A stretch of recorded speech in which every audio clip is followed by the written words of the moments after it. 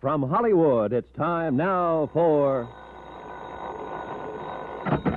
Johnny Dollar. George Everson, Mr. Dollar. Oh, yes, Mr. Everson. I've been thinking, I could have been wrong last night. You mean about the newspaper picture of the bar in New Orleans? Yes, that man in the background of the picture, the way he sits, the way he holds his hands and his head, it's so like Tom Chase. Yeah, that's what you told me last night. Yes, but this morning, well, things always look different in the morning. After all, we can't see very much of his face in the picture. It might be just a wild goose chase. Well, I've been on plenty of them, believe me.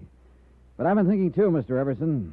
Tom Chase embezzled $120,000 from your firm.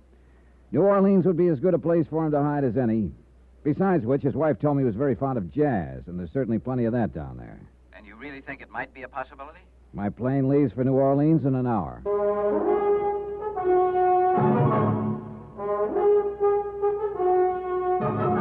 Tonight, and every weekday night, Bob Bailey in the transcribed adventures of the man with the action-packed expense account, America's fabulous freelance insurance investigator. Yours truly, Johnny Dollar.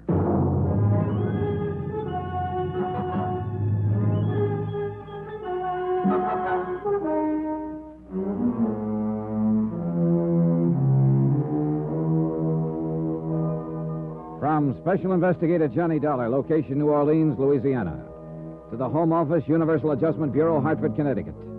Assignment, the Phantom Chase matter. Expense account continued. Item 5350, cab fare to the airport. George Everson was waiting for me at the passenger ramp. I'll tell you, Mr. Dollar, before I came out here to the airport, I called the insurance company you represent in this investigation. Oh? I told them if this trip to New Orleans did turn out to be just a wild goose chase, that I would assume your expenses. Oh, well, that's very considerate of you, Mr. Everson, but it isn't necessary. Now, an investigation's an investigation. My company's willing and anxious to exhaust all the possibilities. And from what you tell me, it's a good possibility that Tom Chase is hiding in New Orleans. Well, I hope so. Say, look, I've still got a minute or two before my plane loads. I want to make sure I've got all the facts straight. All right.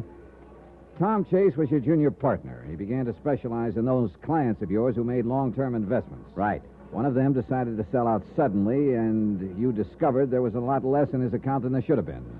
You ordered an audit and found that other accounts of Tom's had been juggled, too, to the tune of $120,000. Roughly. He was arrested but wouldn't talk. He got out on bail, then jumped his bail and disappeared. Yes? All right. His wife, Lola, says that for some time before that, he was moody and tense. Well, look, I didn't mention this to her, but I will tell you. Do you have any reason to think that Chase was interested in another woman? No reason at all. Good Lord, Mr. Dollar, with a wife like Lola, a man would be out of his mind to even think of anyone else.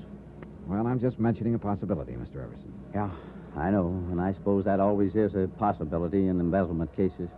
But I certainly hope not in this one. The whole thing's been hard enough on Lola as it is. Yeah, did you tell her about the newspaper picture and that I'm going to New Orleans? No, I decided not to mention it to her for the present. I didn't want to get her hopes up. Although, heaven knows, she doesn't have much to hope for under the circumstances. Yeah. Oh, well, my plane's loading. Well, so long, Mr. Everson. Yes, best of luck, Mr. Dollar. I'll be waiting for word from you. Don't count on much.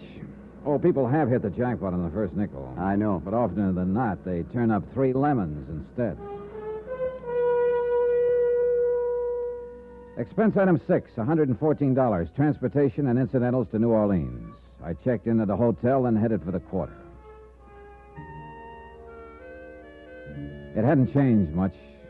Maybe a little more neon here and there. But the same streets, the same latticework, the same noises. Then, as I was walking along the sidewalk, something came hurtling down through the air at me. I jumped to one side. It was a basket at the end of a rope.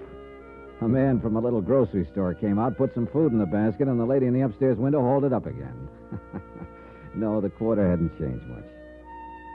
It was after dark when I located Ace's Castle, a bar that had been shown in the New York newspaper. There weren't many people inside.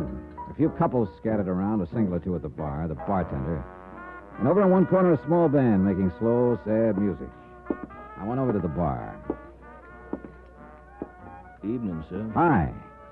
Scotch and soda, please. Okay. A little slow tonight, huh? It's early. It'll pick up. Here you are. Thanks. This is the bar that was in the New York newspaper picture, isn't it? Yes, sir. This is the place. That must have been good for business, huh? Tourists. This isn't a tourist spot.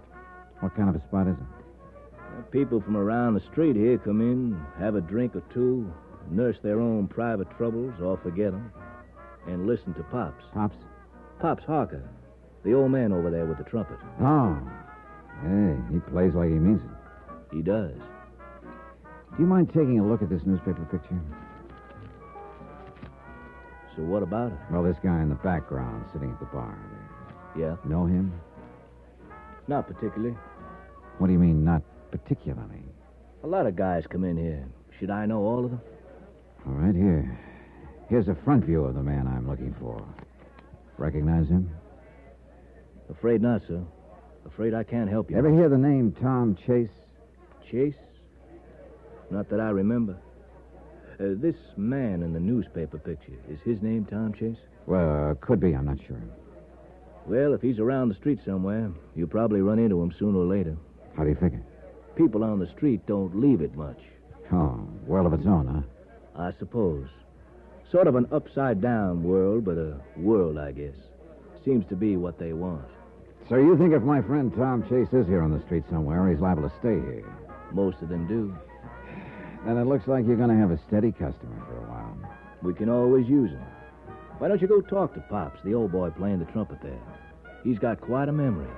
Maybe he could help you. Thanks, I will. Pop was way off in Never Never Land. He looked as old as Africa. He wore dark glasses. And the horn he was blowing looked like he'd either found it or made it.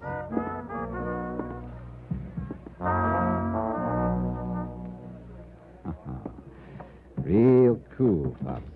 Thank you, Daddy. Me and the boys just warming up. That was a warm-up? Oh, it ain't what it used to be. We'll still hold up for a while, I guess. I think it will.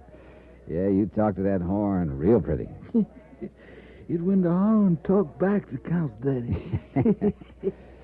Hey, look, maybe you can help me, Pops. You got troubles? In a way. I'm looking for somebody. Oh, lots of people got troubles, Daddy. No, that's not quite what I mean. It's a fellow named Tom Chase. Ever hear the name around here? Chase? Yes, there was a side man in Chicago once named Tom Chase. No. In the 20s it was. No, sorry, wrong Chase. The one I'm looking for is under 40. Only Tom Chase I remember was the old one. He been around here much? One you looking for? Maybe. What kind of voice he got? Oh, I don't know. Why? I remember voices. If I heard his, maybe I remember it. Well, look, I can do better than that, Pops. I got a picture of him right here. That don't do me no good. Why not? I'm blind, Daddy. Basin Street, boys.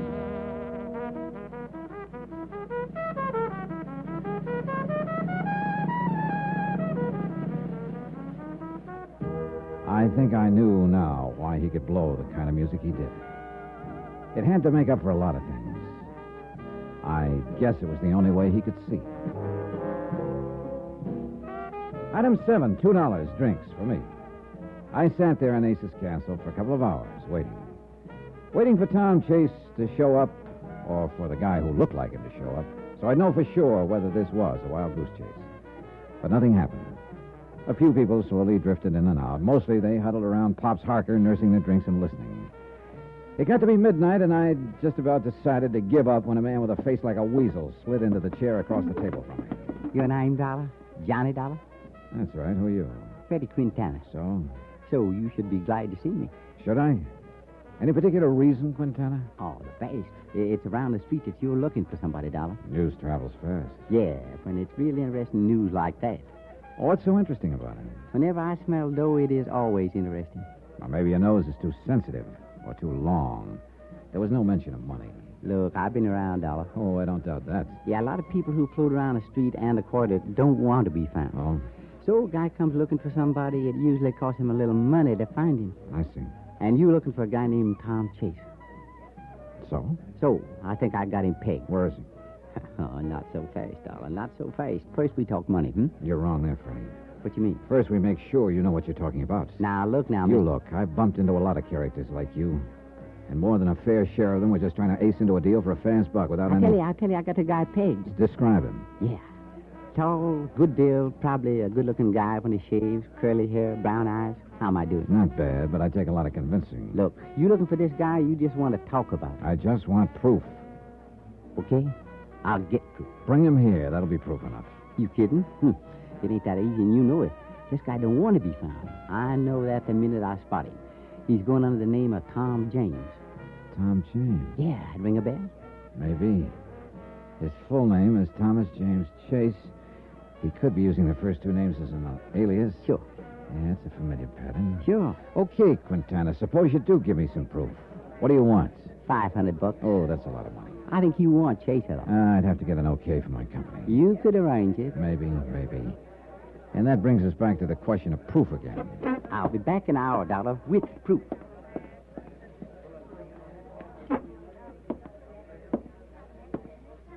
Daddy, Yeah? Yeah, what is it, Pops? that man you was talking to, he's a bad one. Oh?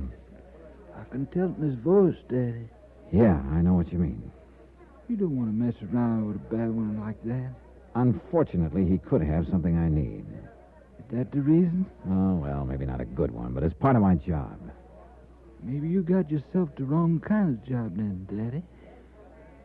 You know, Pops, sometimes I think you're right.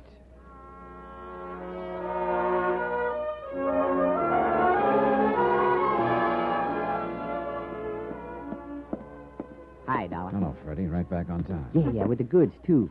Yeah. Take a look. It's all crumpled up. What is it? Well, smooth it out. I think it's a letter he started writing, then threw it away. Where'd you get it?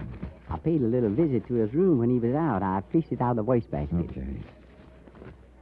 Lola, when you get this, I'll be far away. Don't try to find me. It's better this way.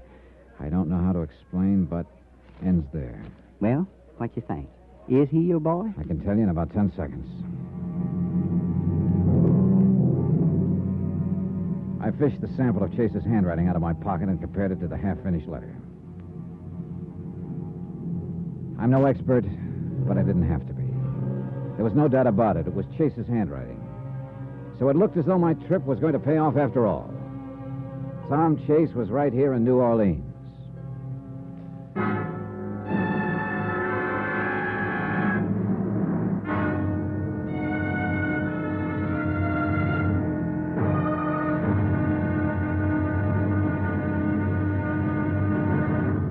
Now, here's our star to tell you about the next exciting episode of this story. There's a little game of chance called Dealer's Choice.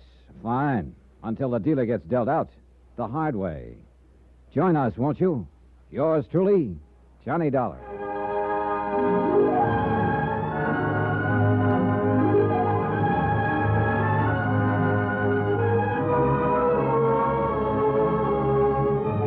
Yours truly, Johnny Dollar, starring Bob Bailey, is transcribed in Hollywood. Written by Robert Reif, it is produced and directed by Jack Johnstone. Be sure to join us tomorrow night, same time and station, for the next exciting episode of Yours truly, Johnny Dollar. Roy Rowan speaking.